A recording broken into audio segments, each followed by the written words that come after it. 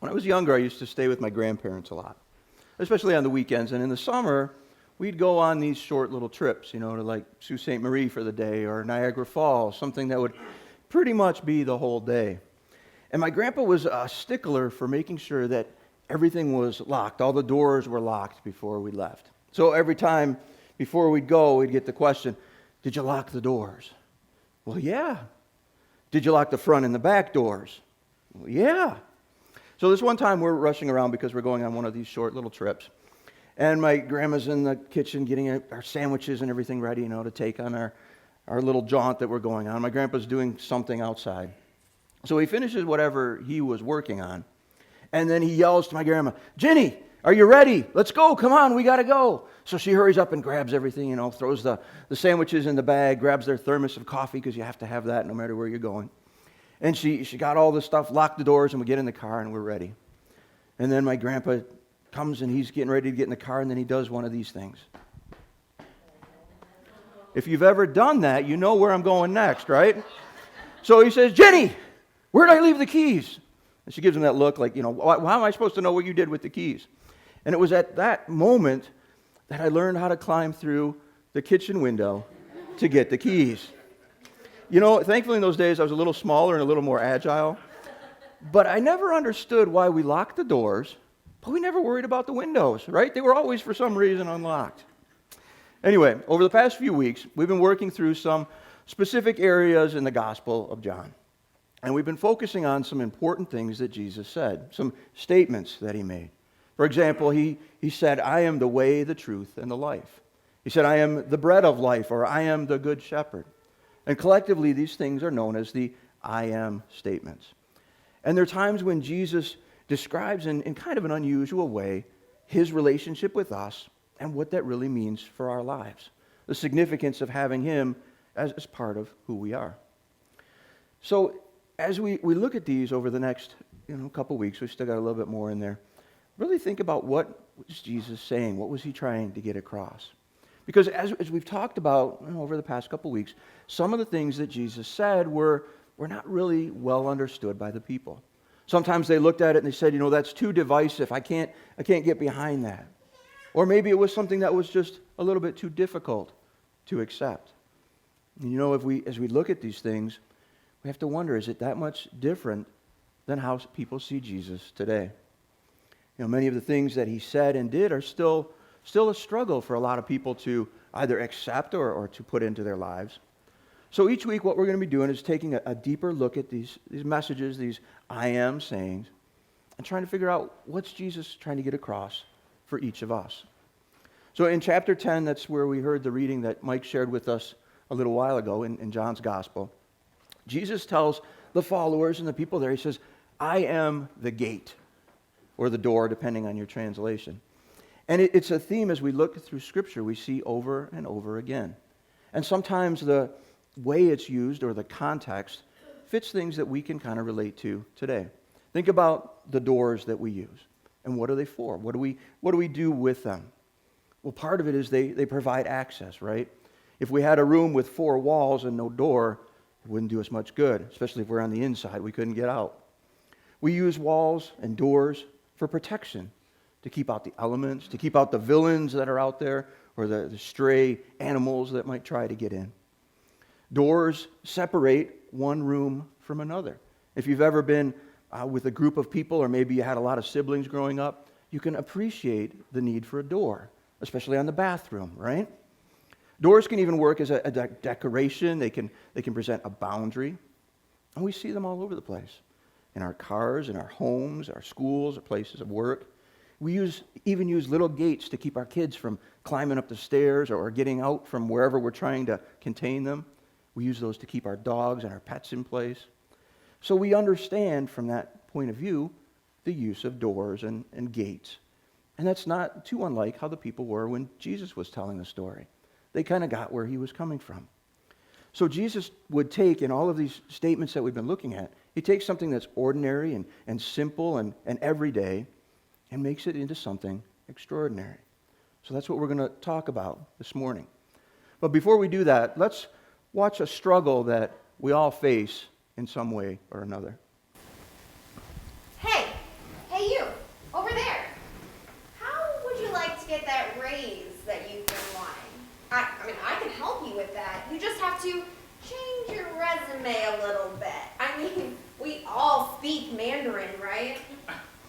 mean, I know you've been looking at that guy at your new gym.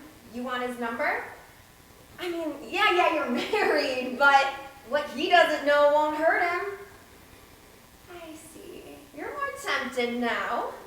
I mean, you've seen those memes. The dark side really is better. I mean, the best part is no one will really know what's beneath the surface. I mean, oh, that guy is over there. Don't look over there. I mean, he just ruined everything. We can make excuses for that. Just say you're too busy. That always works. We don't want to be associated with those types of people. They tend to be buzzkills. I mean, look at them. Do they look fun? No. But isn't that wrong? No, wrong. I'm hurt. It's not wrong. It's called a white lie. I mean, everyone does it. Relationships are built on it. I think the best thing for you is this white lie. I mean, look at all of the possibilities. Anything is in your reach if you just say a few easy, simple lies. Come here. Come and sit next to me.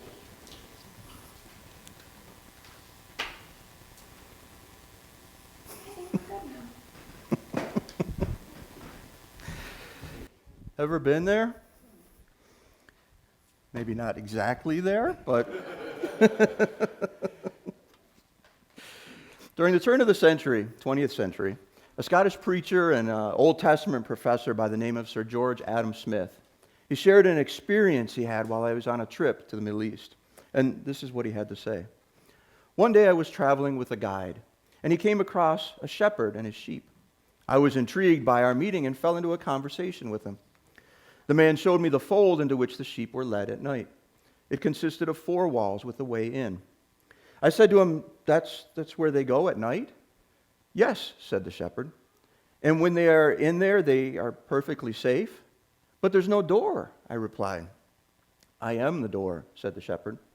Now, he wasn't a Christian man, nor was he speaking in the language of the New Testament.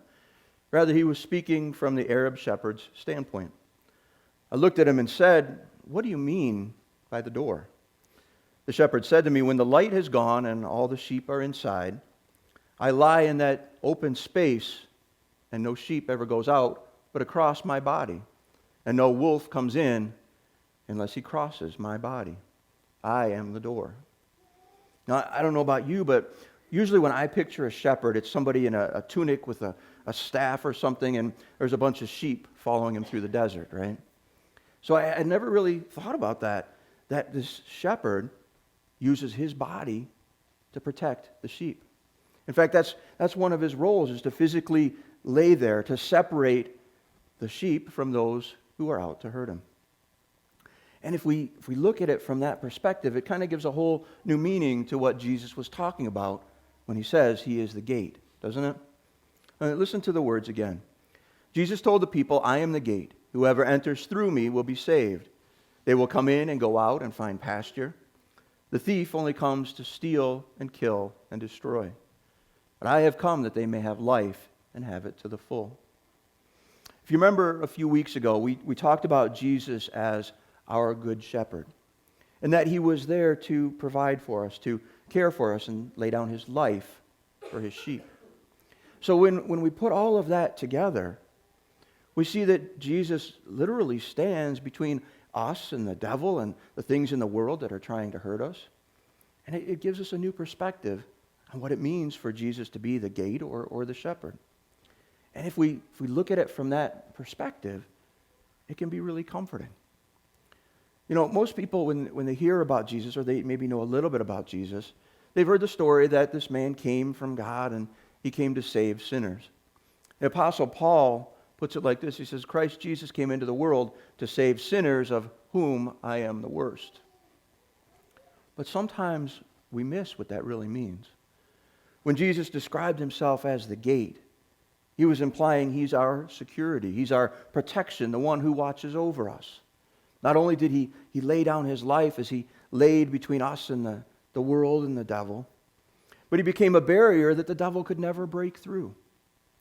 So as I was working on the passage this week, it reminded me of a time when we were taking a group of youth down to New Orleans. And there was a national gathering down there. A few people flew down early so they could get everything prepared, and the rest of us took a bus, or we rented a bus, and we went down there on a 2-day journey. Now, back then, the internet didn't work exactly the way it does today. I mean, not as well. You had to have this thing that you would pick up, and there was a cord attached to it, and it stuck to your wall. It was called a phone. And we had to use that to make reservations. And so, as I made a reservation for this hotel, you really couldn't get a good feel for what it was, right? So we're driving down there, and have you ever heard that phrase, you can't judge a book by its cover? Well, when we pulled up to this hotel, I think they took the cover off of that book and chewed it up and spit it out. Because as I sat in the car before I went in to get the keys, I called them again just to make sure, is this the right place? Is there a reservation under our name here? Sure enough, that's where we were staying. So it was getting late, and I figured, well, there's nowhere else around here. Let's make the best of it. And I went in and got the keys. Now, have you ever been to a hotel or motel or a no-tell place where when you get there and sign in and give them the money, they say, oh, wait, it's cheaper than when you made your reservation. It doesn't happen, right, where they just decide to knock some money off. So that should have been a good indication then. So anyway, we get to the rooms, and they weren't too bad inside. And we got comfortable, and we did our Bible study and stuff. And then it got to the point where it was time to go to bed. And someone noticed that the door didn't lock. Now, these were all exterior doors. And not only did it not lock on our room, but it didn't lock on any of the rooms. And at that point, the kid's imagination began to wander. I said, that means that anyone could come in our room at any time in the night? And I said, well, technically, yeah. Does that mean that a grizzly bear or a lion could come in and get us? I said, well, I don't know if they have them in Alabama, but I guess it could happen, right? And so we decided that we would have a leader in each room, and what they had to do was take their bed and push it up against the door, and the leader slept there in the bed, kind of with, one eye open. And I'm not really sure who was the most freaked out about the whole thing, but I guess that was kind of our, be the gate type moment. When it comes to Jesus, he had a deeper, more profound meaning in everything that he did. Throughout his ministry, we read about him kind of arguing with the Pharisees a lot and pointing out the things that they did wrong. And whether it was they were making up all these rules and these regulations, or they were being hypocritical in the way they did things, or the way that they would mislead people, they would guide them down the wrong path. Rather than pointing them to the love and grace and mercy of God, they were guiding them away from him, and they were crushing their spirit. So Jesus, in our reading, he compares them to these thieves that come in and they steal and they kill and they destroy. Whereas Jesus, on the other hand, comes to bring life. I was reading about this guy, William Barclay, and he's not what we would consider a Christian type person, but he did have this to say about God, and it was kind of interesting. He said, when a man discovers through Jesus Christ what God is like, a new sense of safety and security enters his life. If life is known to be in the hands of a God like that, the worries and fears are gone. So what does it mean then for Jesus to be our gate? Well, first off, he protects us from the devil, who Scripture describes as a lion that's roaming around looking for someone to devour. He gives us peace, and not the kind that the world gives us, but a calm that is beyond anything we can really imagine. I kind of picture it like a little baby, and the baby's crying and fussy, but then when mom or dad come over and pick the baby up and snuggle him real nice, baby falls asleep, calm and peaceful, knowing that it's safe. There's also security in the knowledge that God is always going to be with us. He's never going to leave us. He'll always be by our side. That means when things are going bad, we don't have to worry about going through them alone. when we're worried or anxious or fearful, we have one who's going to fight for us, one who'll be there with us no matter what. You know, and it doesn't matter how hard the devil tries or how smoothly he presents an offering or an option, nothing can separate us from the love of God. But we do have to make a choice. When Jesus calls, we have to decide, are we going to follow after him, stay in his safety, or are we going to do things on our own? We have that choice to make. There's a comedy starring Tom Cruise and Cameron Diaz, came out a few years ago. Maybe you've seen it. It's called Night and Day. And in one part, Tom is trying to save Cameron Diaz, her character. And he kind of explains to her what it's going to be like surviving the ordeal that they're going through. And this is what he says. He says, your odds of living with, or surviving, staying alive with me are like this. With me, they're up here. Without me, they're down here. With me, without me. With me, without me. And he keeps going back and forth like this, trying to make the case. And, you know, I wonder, what would it be like if we thought of Jesus in terms like that? Right? With Jesus, except without Jesus, we'd be a big zero, right? There wouldn't even be an option. With Jesus up here. Not really a choice in that, is it? I mean, we don't really need to worry about what's it going to be like with Jesus because we want to be with Jesus up here. You see, without Jesus, without his word and his promise to guide and protect us, we're free game to the devil. We're open to all the whims and fancies of our sinful desires. We're easily misled. In the Gospel of Matthew, Jesus tells us to enter through the narrow gate. For wide is the gate and broad is the road that leads to destruction, and many enter through it. But small is the gate and narrow is the road that leads to life, and very few find it. So we have to decide which path are we going to take. Because only one has a shepherd who stands between us and the devil. Hey, you over there. Hey, how would you like a raise? I mean, you've been thinking about it. You just have to change your resume a little bit. We all speak Mandarin, right? What about that guy? The guy at the gym, they wanted his number? I can help you with that. I mean, I know you're married, but what that guy knows or doesn't know won't hurt him. I see. You're more tempted now. I mean, you've seen the memes. The dark side really is better. And the best part is, no one will know what's beneath the surface. You know, anyone who says that the dark side is better probably shouldn't be trusted. And trust is super important, just like truth is important. I can see you, and I can see what's beneath the surface. You can lie to everybody else, but you can't lie to me. But even if I've made mistakes, and even if I've lied, The first step is to trust in me. Do you want a new life, a life of truth? Truth in your marriage, truth in your job, truth throughout your entire life? yes. Okay, then I will be by your side through the whole thing. I will be there for you to keep you away from the sin that you have in your life, through the good and the bad. So let me do you one thing. I'll switch you spots, and I'll just make sure temptation doesn't steer you the wrong way.